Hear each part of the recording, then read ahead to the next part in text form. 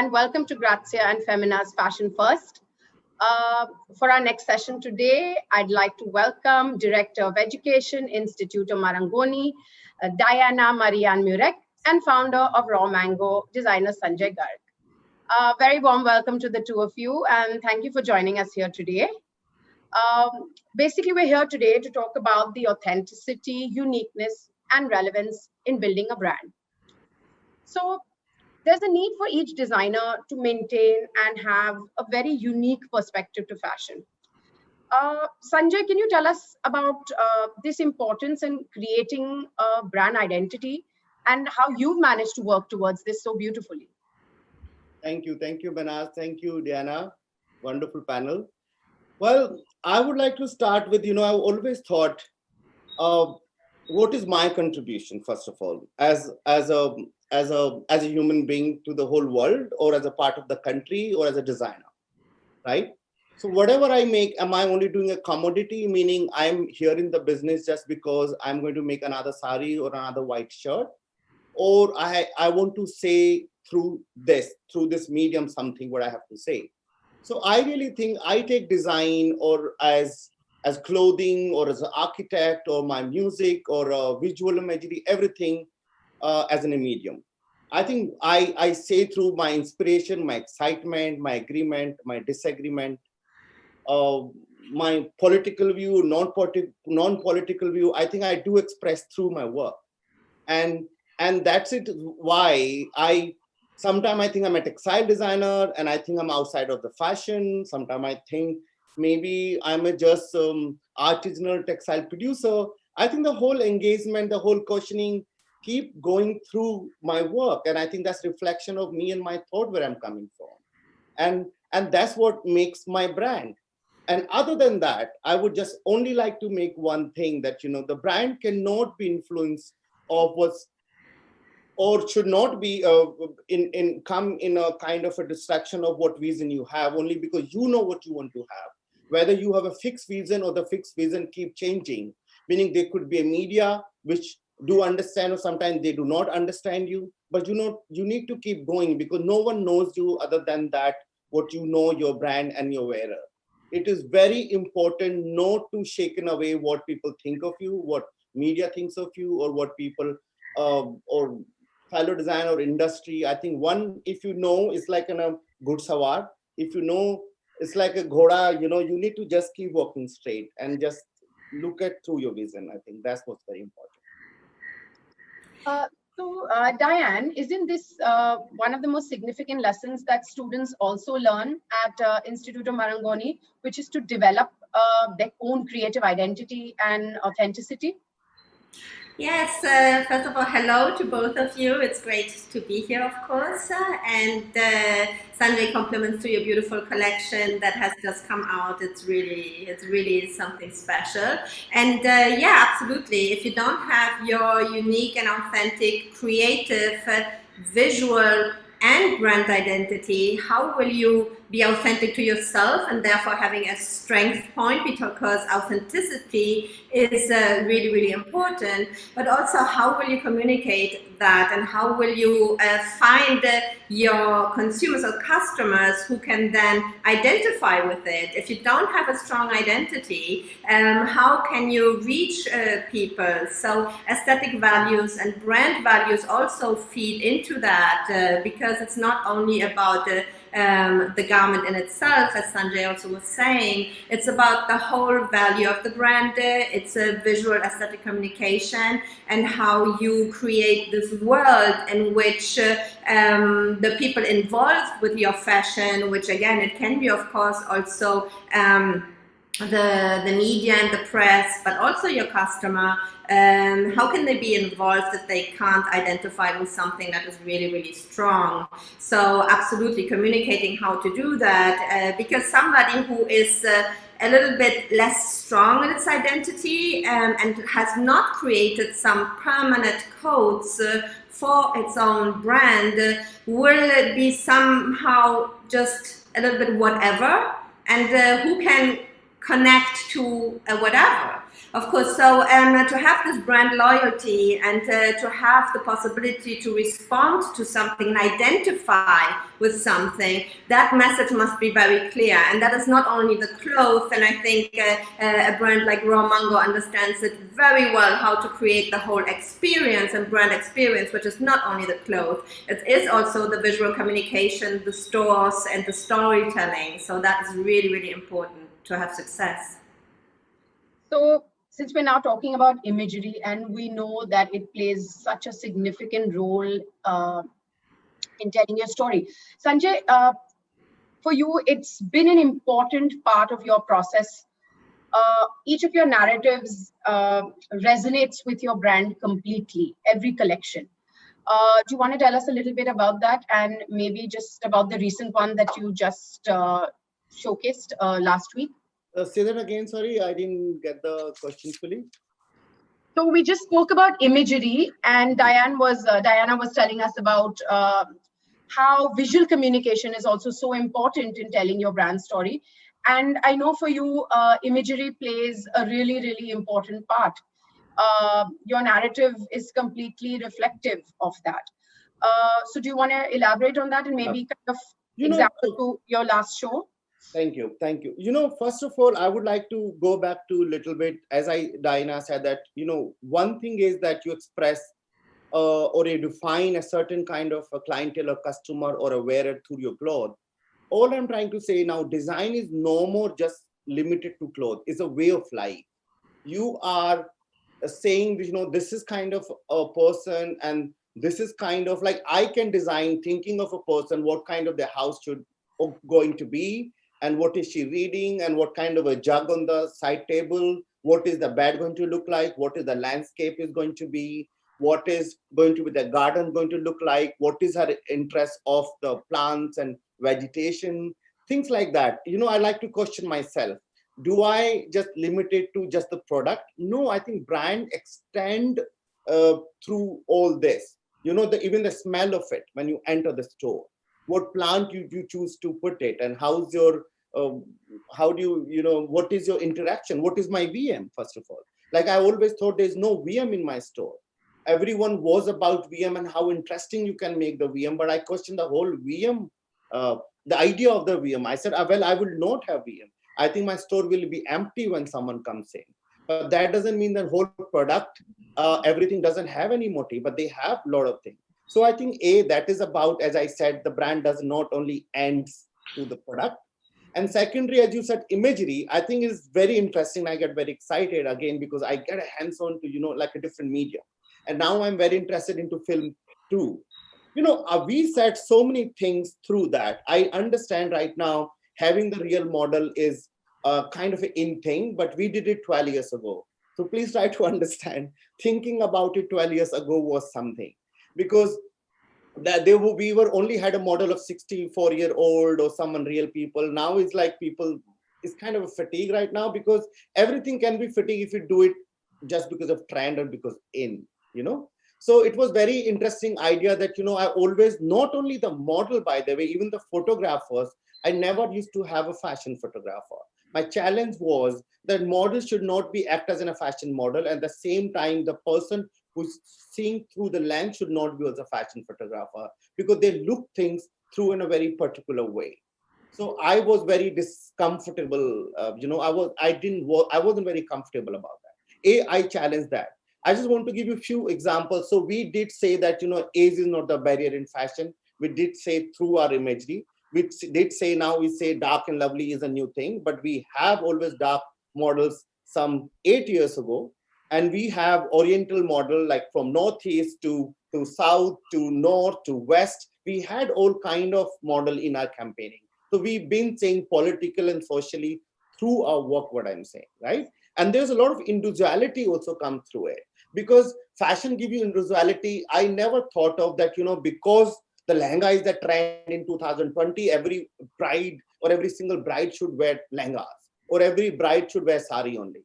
I think India is such a beautiful country where we have so many differences of opinion, which is you can see through in present time. At the same time, climate, regional identity, there's so many things. And there are so many ways of saying that.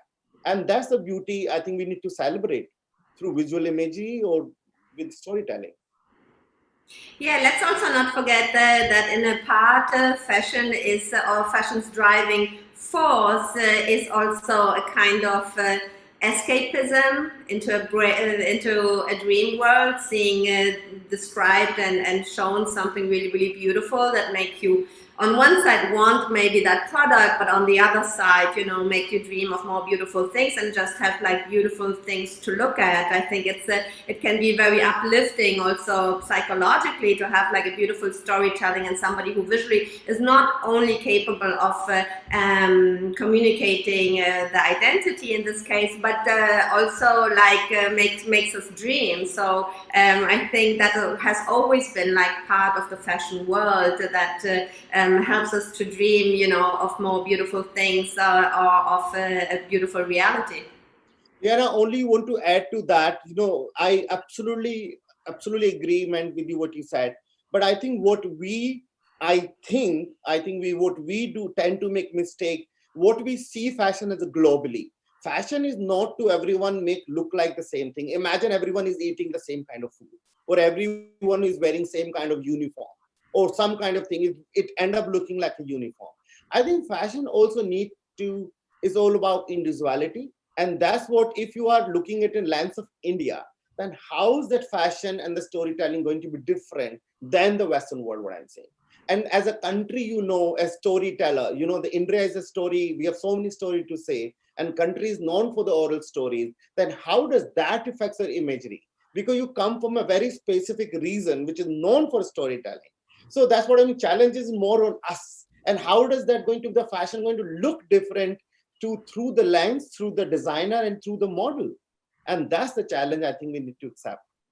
Well, the challenge is actually also because fashion is absolutely that, because there is this tension between belonging through clothes, belonging to something that can be national or that can be like a group of people, and your individuality. So different people are on different scales of that, also what they find important, and also brands in that, you know, where am I? Do I want to express more individuality or more belonging, or both in a particular way? Which is also interesting in Romango because you can, you know, dress like so differently, and there are so many ways proposed to wear something that you know, the individual part is not excluded of it, and which is really, really interesting, I find.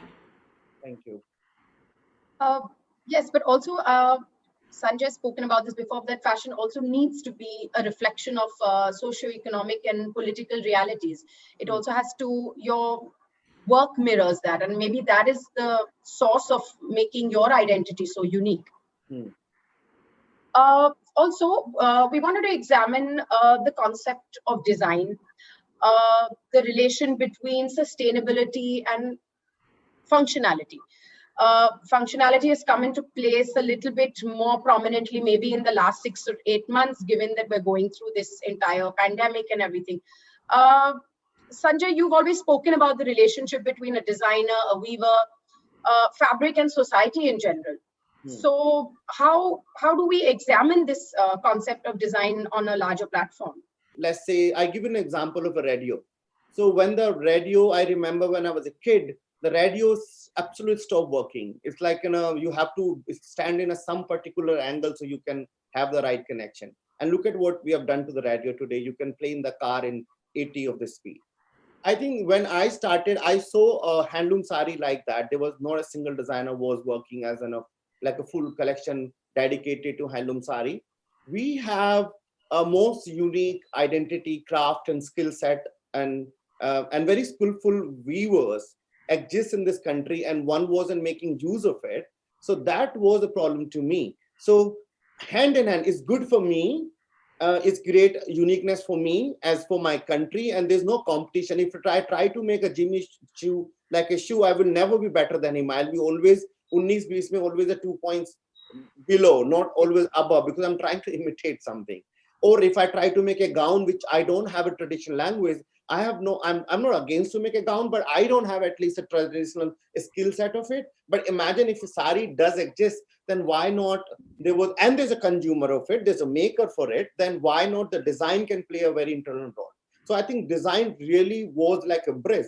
So the perception of the sari was very bhenjiwalas and only NGO or there's some academia, people will wear handloom saris. I think we did change that. With the design really made it very simple and beautiful and contemporary. I think so design can really, bridge the gap between the maker and a wearer and designer. And that's what I'm trying to say. The designer need to be more responsible today. How can design, and there are so many ways of saying this, it can look at, you can look at it in many, many different ways. And there are so many possibilities in this country, let's say glass design, like glass maker or Firozabad or bangle or a furniture or lacquer, as I just introduced, or this patwa craft, which had a hair accessory. We don't even have them in the market. Forget about a good design out of it. Imagine there are so many craft and skill set, and leather also. We have leather makers in every small village in India, from south of India to the Kashmir to west to northeast. But do we have like 5 brands which are known for like craftisan or artisan brand in India? No, we don't have them. So it is a question, there are so many things that are not even touched upon. Imagine kind of things we're sitting on and we not even explored on it. So, also last week, we had a brief chat where you brought up something quite interesting, where you said frugality is the new trend. Yeah, trend, I hope, but yeah. Yeah, but Raw Mango's speaks a language of simplicity in design. It's opulent without being noisy. Is this a lesson? It's been a lesson in Indian minimalism.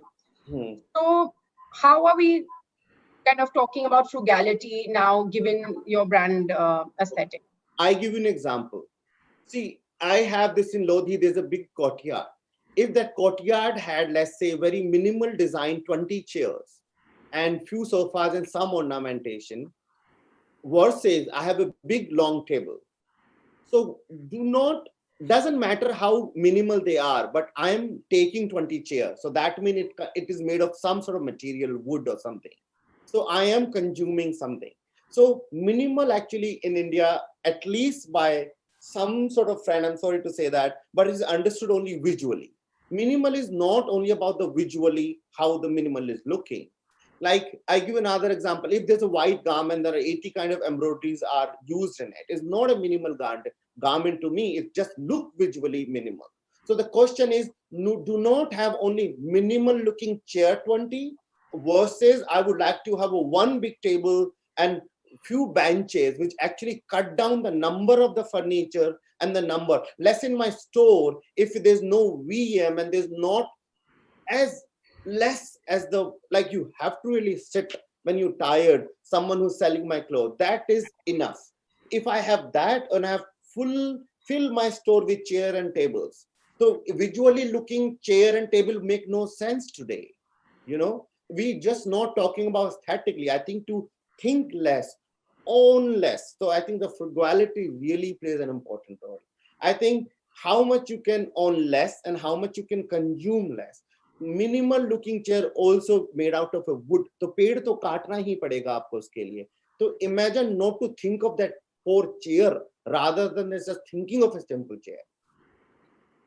Yeah, so minimalism, it could be called like that, but I would rather say or call it modernism, which has an aspect of minimal in it, but it's really like how to see how things are relevant to the moment in which we are living, which is a modern moment.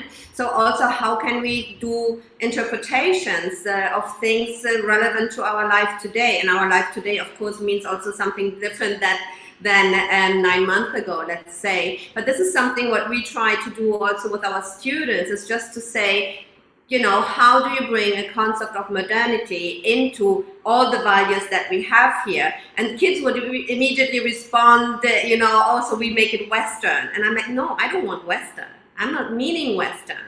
I'm meaning whatever you want, but modern and relevant to you right now living here in India, but right now. So maybe less costumey, but how do you translate it into contemporary and modern relevance today, with its values, with its visual, also aesthetic. So what does that mean? So we're trying to investigate that together. So it is an important part to be relevant in the here and now, and responding to where the world is heading to. Which brings me to another question, examining the correlation between sustainability and consumption. It's been an ongoing conversation where we're talking to people to consume less. In this post-COVID context, this is an important conversation that needs to be had. What should young graduates, for example, Diana, expect while stepping out into this new world? Yeah, absolutely. There are a few values that they need to look into, and relevance is important, for example, because there's less time, resources, and actually need to anything that is not essential, that is not existential, that doesn't have a strong value, and that doesn't mean that it's not the perfect product in terms of design or quality. But there's less, I think, or there's more resistance to too much and useless and not essential to my life. So this for sure, we have to see, how that will translate in the next month in terms of economy, consumption, so whatever, and so on. But I think also even more authenticity is important. We have become very much, we slowed down everything. Even our nervous system is, I think, quite, slowed down and relaxed. We are not distracted by traveling around everywhere all the time, by going to the cinemas, by doing so many things. So I think we have all become much more reflective in our practice, whatever that might be. Because we have more time for that, and that's beautiful. But that brings also brings a certain outcome of new values or new interest also. And I think authenticity and what is relevant to me is really important to that. But also respect, I think. I think there is a new way how to look into being respectful with your environment, with whom you are communicating with, how you meet people again, professionally or not. So this is something also in school we have gone into having much more attention to soft skills, which means, for example, adaptability. How do you manage a certain situation? How do you create more transferable skills? How do you work more on an interdisciplinary level? So we're trying to give students more skill sets in order to prepare them to a world that is very much mutable and things can change within one moment to the other. So this new skill set, in order to create a new graduate with a new, enhanced employability possibilities, so that's for sure. In addition, if we talk about hard skills, what we are teaching, of course, digital hard skills have improved. So we are doing digital pattern cutting, digital illustration, digital photo shoots. So there are also new ways how to approach a problem, which then becomes actually an opportunity to do something differently. So it's a little bit like this new way of thinking, a new way of using this time extra we have to work in a more reflective manner. So, Sanjay, coming back to what Diana just said, that difficulty becomes an opportunity. This was the first time that on all the Fashion Week platforms, the fashion film has emerged. Do you want to tell us a little bit about the one that you just debuted last week? Manaz, you know that from last 2 to 3 collection, any which ways, having those platforms, I have launched them digitally only. So it wasn't a very new idea for us. So one can say, oh, you could look the future, but at the same time, I think, I always think, which is, I don't know, it's an interesting point to view, that I always thought I'm outside of the fashion world. So I always thought because of lack of the right platform, I have to show my work at the Fashion Week, which I keep agreeing, disagreeing. So I have not done multiple shows. I've only done 4 to 5 shows till now in last 10, 12 years of career. So I think that says a lot. I think whatever your questions you come up with, I think to having a disagreements are very interesting. I would say that. Like the world, with the climate, with the people around you, I think that our continuous dialogue, curiosity have really helped build up my brand. I would say that here. So I was already equipped. I'm going to say that. I have done it in past. So this time we didn't have like something very special, or we had to deal with it because there was a corona. All I want to say, because of corona, what happened and changed for us, we used to have launched 6 collection, but we could only launch 2 collection because there was a great problem in terms of the number of artisans. Of course, they could not come to us and we could not go to them. And also a lot of tailors and artisanal exist in Delhi also migrated. I think that was a very big problem. So we could given enough quality time on 2 collection, which also I think makes it more practical, because there are not much of consumption in today's time. As you know, people are not going out, or shadi, everything is limited. So we have also limited our collection 2 out of 6. But I think that's pretty much a common sentiment that's been echoed across, the design fraternity. Everybody's, they may be diversified according to functionality right now, and they are producing less. Some of it are actual constraints, but some of it is also conscious decision to produce less. I would say we have very consciously producing less now. Right. Okay, I have another last question for Diana. Given that the supply-demand disparity in the industry, where there are more fashion graduates and limited job opportunities, is there a need to emphasize on diverse career options while you're planning all your courses and things like that? First of all, in the fashion studies, there are actually quite diverse outcomes in terms of employability. So we always think like the fashion designer, but that is absolutely not the case, because we have also, you can become a fashion designer already has like so many different outcomes. It can be women's wear, men's wear, knitwear, denim, embroidery, accessories, bags, shoes, and so on. So there are so many outlets any which way. But even within that framework, you have also people who go into product design, or go into product management, or go into really different spheres. And then let's not forget, we have also fashion styling and creative direction, and so many different so the styling sphere, by the way, is like really big too. And then there's the business part of it, people that go into retail, or they go into visual merchandising,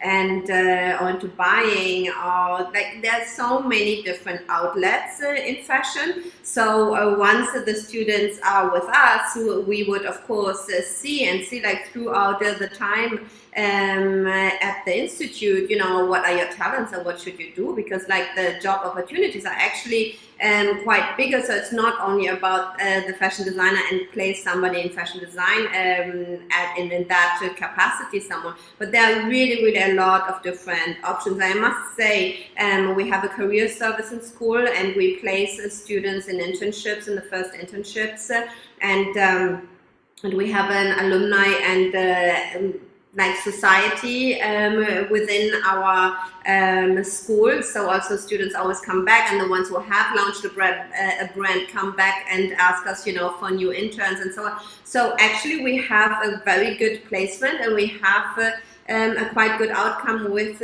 people finding work after the studies. So for now, it's looking quite good. And again, there's a bigger diversity than one knows generally in what you can do after your studies. I just want to add one thing here. Diana, we are always in need of a student or someone who can sell our products through within our knowledge of fashion. So I think we are always not able to find the right people. In India, I don't know, there is some sort of a stereotype or something that they don't really see this as a great job. as a store manager and someone who handles the sale at the store. So we really want to have someone interesting, just not able to sell, but also can talk about the product and have understanding of the how one can wear and style it, you know.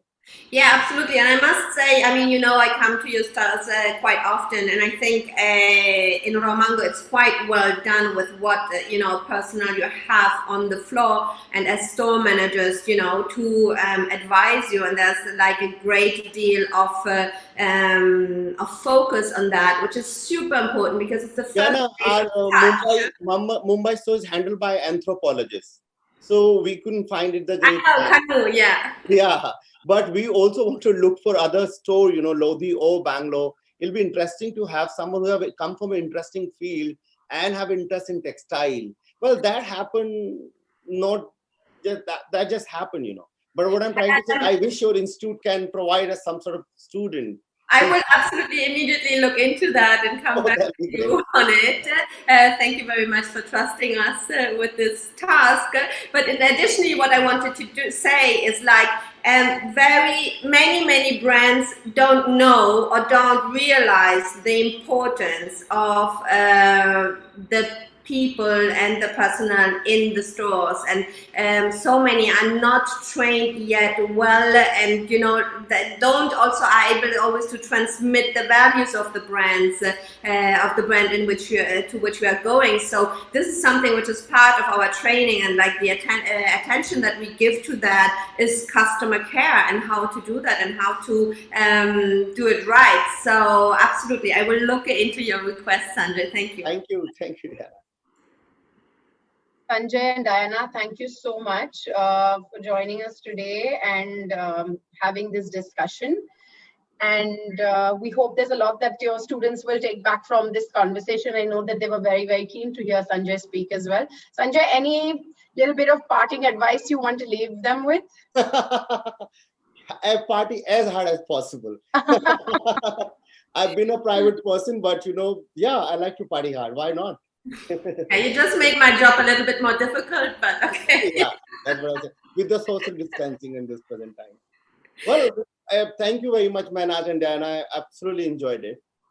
And thank you very much. And it's true, our students they were really keen and looking forward to this conversation even more after the launch of the last collection, which again is really beautiful. Thank you. Well, I just want to add one more thing. Of course.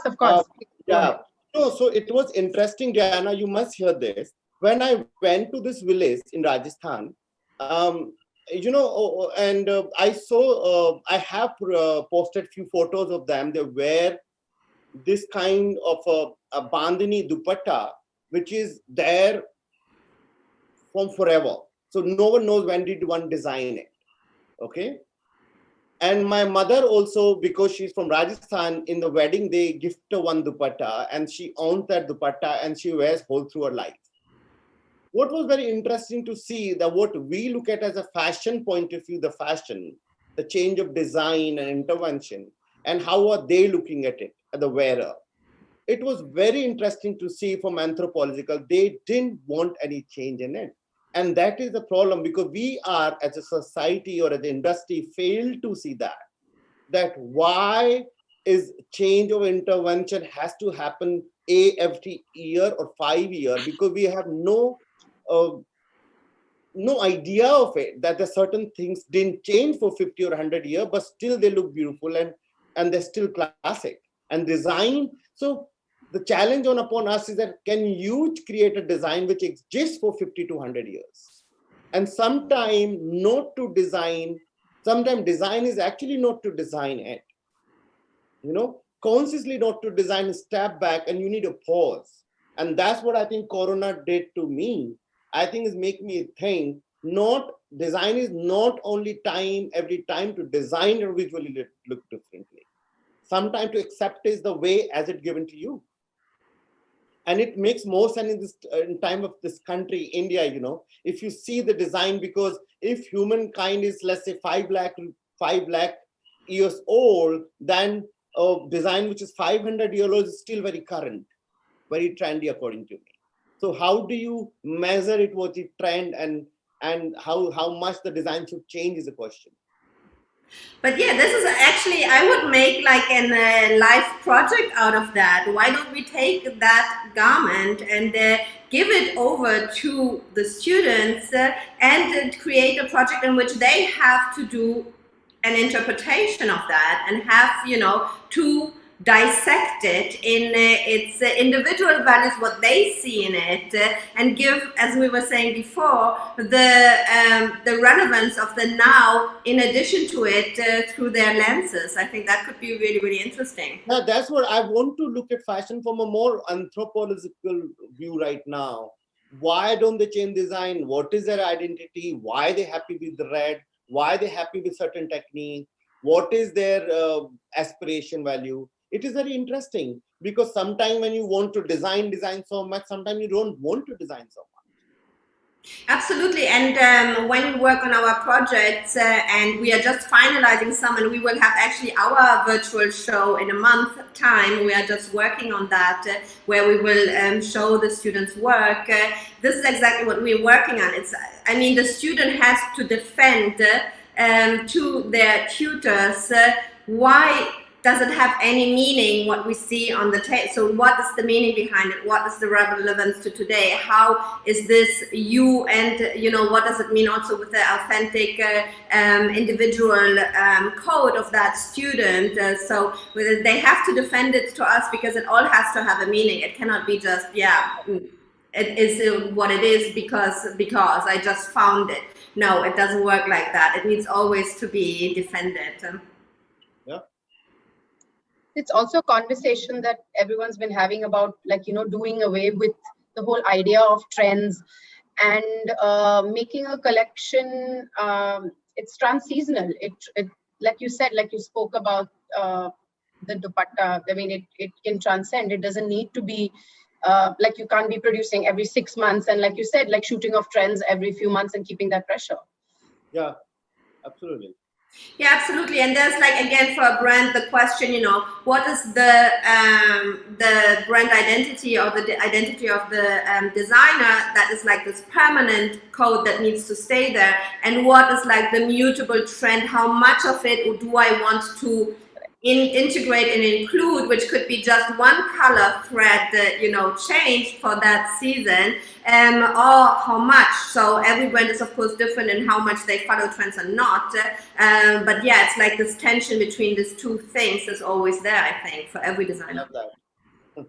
But I think that is where maintaining that unique brand identity comes about, but that you refuse to compromise and you stick to the codes of your house, which is, I think, what Raw Mango is all about right now. Thank you, Maras. So thank you, guys. Thank you so much for spending this time with us, and a lot of insightful conversation going on. And thank you for joining us. Thank you. Thank you. It was a pleasure. Bye. Thank you.